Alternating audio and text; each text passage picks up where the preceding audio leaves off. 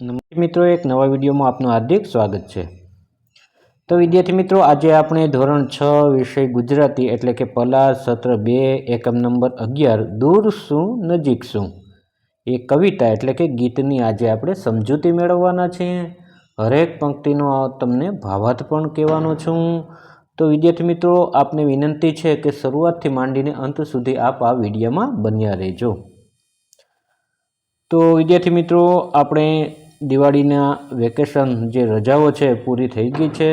હવે આપણે ભણવામાં પણ ધ્યાન કેન્દ્રિત કરવાનું છે અને એમાં ગુજરાતી સત્ર નંબર 2 ધોરણ 6 પલાશમાં બીજા સત્રમાં પહેલી જ જે કવિતા છે 11 જેનો ક્રમ છે 11મો દૂર શું નજીક શું એની સંપૂર્ણ આજે આપણે સમજૂતી મેળવવાના છીએ।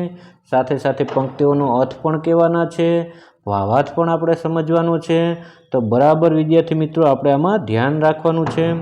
તો સૌપ્રથમ આપણે એનો શાબ્દિક અર્થ જોઈએ કે દૂર શું નજીક શું। દૂર એટલે દૂર ને નજીક એટલે નજીક। વિદ્યાર્થી મિત્રો, આના દ્વારા છે એ કવિ છે કહેવા માગે કે જીવનમાં કાંઈ પણ દૂર હોતું નથી ને નજીક પણ હોતું નથી। ગમે એટલું દૂર હોય પણ જો આપણે મનમાં ઠાની લઈએ, મનમાં જે ગાંઠ વાળી લઈએ, મનમાં આપણું ધ્યેય નક્કી કરી લઈએ તો એ આપને નજીક જ લાગે છે। એટલે એ કોઈ અઘરી વસ્તુ હોતું નથી। એટલે જીવનમાં સતત જે આ કવિતા છે એમાં આગળ વધવા માટેનો સંદેશ આપને આપે છે। તો સૌપ્રથમ આપને એ પણ ખ્યાલ હોવો જોઈએ કે દૂર શું નજીક શું એનો સાહિત્ય પ્રકાર ગીત એટલે કે કવિતા છે અને એના કવિ છે ઉમાશંકર જોશી। તો સૌપ્રથમ આપણે એનો પરિચય પણ થોડો જોઈ લઈએ કે કવિ ઉમાશંકર જેઠાલાલ જોશીનો જન્મ અરવલ્લી જિલ્લાના ભિલોડા પાસેના બામણા ગામે થયો હતો। વિદ્યાર્થી મિત્રો, આ પણ તમને પરીક્ષામાં પૂછાય કે કવિ ઉમાશંકર જેઠાલાલ જોશીનો જન્મ ક્યાં થયો હતો, અથવા તો એમ પણ તમને પૂછે કે ઉમાશંકર જોશીનું પૂરું નામ જણાવો। તો ઉમાશંકર જોશીનું પૂરું નામ આપને કહે તો લખવાનું કે ઉમાશંકર જોશીનું પૂરું નામ ઉમાશંકર જેઠાલાલ જોશી છે। તેમનો જન્મ ક્યાં થયો હતો? તેમનો જન્મ અરવલ્લી જિલ્લાના ભિલોડા પાસેના બામણા ગામે થયો હતો। તો વિદ્યાર્થી મિત્રો, આ પણ આપણે યાદ રાખવાનું છે। તેમણે શું હવે સાહિત્ય લખ્યું એનો વિસ્તારથી આપણે વાત કરીએ। તેમણે કવિતા, વાર્તા, નવલકથા, નાટક, વિવેચન, અનુવાદ એમ સાહિત્યના અનેક સ્વરૂપોમાં ખેડાણ કર્યું હતું। નિશીથ, વિશ્વશાંતિ, પારકા, જણિયા, હવેલી અને વિસામો એમના જાણીતા પુસ્તકો છે। તેમને ભારત દેશને સાહિત્યનો સર્વોચ્ચ જ્ઞાનપીઠ પુરસ્કાર પ્રાપ્ત થયો છે। વિદ્યાર્થી મિત્રો, આ સાહિત્યમાં સારું કામ કરવા બદલ જે જ્ઞાનપીઠ પુરસ્કાર આપવામાં આવતો હોય છે એમાં આપણા ગુજરાતી સાહિત્યના કવિ શ્રી ઉમાશંકર જોશીને જ્ઞાનપીઠ સાહિત્યનો એવોર્ડ પણ મળેલો છે। વિદ્યાર્થી મિત્રો, એમાં એક પ્રમાણપત્ર આપવામાં આવે છે ને 5 લાખ રૂપિયાનો રોકડ ઇનામ પણ આપવામાં આવે છે। સાહિત્યમાં શ્રેષ્ઠ લખવા બદલ આ ઘણા બધા લોકોને મળતું હોય છે, સાહિત્યકારોને।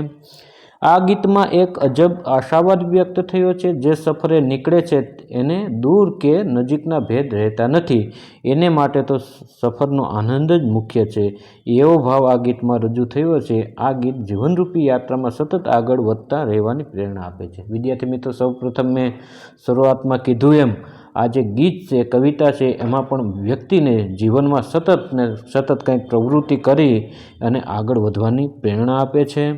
તો હવે આપણે જો કવિતા જોઈએ કે સરસ મજાનું એક દ્રશ્ય છે। એક નાનો એવો ભૂલકો જે બાળક છે તમારે જેવડો એ દરિયાની સફરે નીકળે છે, જે એ હોડી ચલાવવા માટેનો જેને ખારવા સમુદાયના લોકો અરીસો કહે છે, ફણતી કહે છે, એ લઈને એ ચાલે છે। એના દ્વારા જે હલાવવામાં આવે છે એટલે એનું અંતર પાણીનું કપાતું હોય ને આ રીતના છે એમાં જોતા પણ નથી કે ક્યારે ઉદાહરણ તરીકે કોઈ સાગર ખેડૂ ભાઈ હોય તો એમાં દરિયામાં ફિશિંગ કરવા, માછીમારી કરવા માટે ગયા હોય તો એમાં નક્કી ન હોય કે 1 દિવસમાં આવી જાય કે 5 દિવસમાં આવી જાય કે અઠવાડિયું થશે।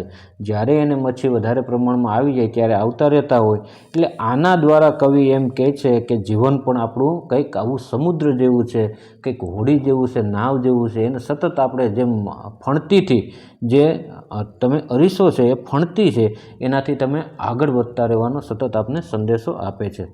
તો વિદ્યાર્થી મિત્રો, આનો રાગ પણ આપણે શીખી લેવાનો છે। આપણા જે ટીચર છે, સર છે, એ તમને મોબાઈલ, જીશાલા છે, ટેપ રેકોર્ડર, ટીવીમાં ઘણી રીતના ઉપલબ્ધ હોય યુટ્યુબમાં. એમાં તમને સંભાળશે છોને છોડે એ ભૂમિના કિનારા ને શહેરના મિનારા. સરસ મજાનો રાગ પણ આપણે શીખી લેવાનો છે, એટલે આપણે કવિતા કંઠસ્થ થઈ જાય છે. તો આ સુંદર મજાનું આ કવિતા છે. હવે આપણે આગળ નીચે જોઈએ કે એનો પંક્તિઓનો શું અર્થ થાય છે. તો એ વિશે આપણે સતત જે ભણવાના છે, અભ્યાસ કરવાના છે એનો. કાવ્ય 11 દૂર શું નજીક શું. જો એમાં પેલું પંક્તિ જોઉં તમે, છોને છોડે એ ભૂમિના કિનારા ને શહેરના મિનારા, કે હોડીને દૂર શું નજીક શું.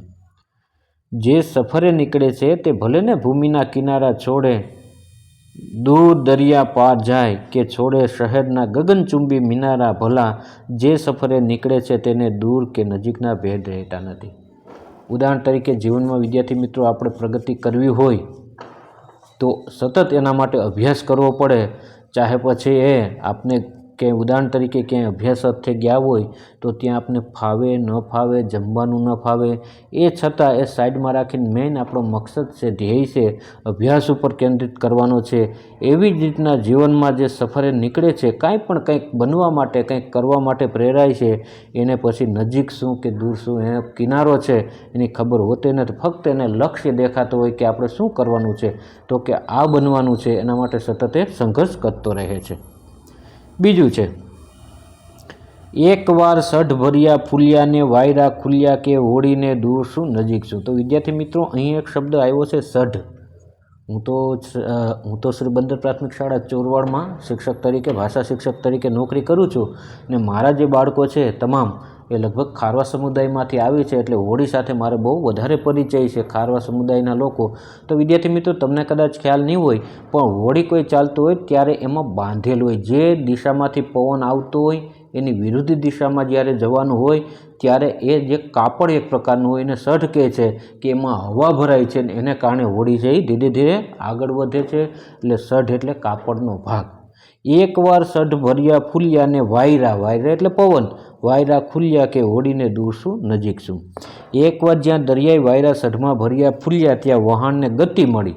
જો ગતિ મળે છે, ઉદાહરણ તરીકે ઉત્તર દિશામાંથી પવન હોય ને ઉત્તર દિશામાંથી દક્ષિણ બાજુ એમને જવું છે, તો એ જવા વખતે જે સઢ બાંધી જાય, એક એમાં બંબુ હોય છે મોટો બધો, એક લાકડી હોય છે, ને એમાં વ્યવસ્થિત બાંધી દે, પવન ભરાય એ રીતના.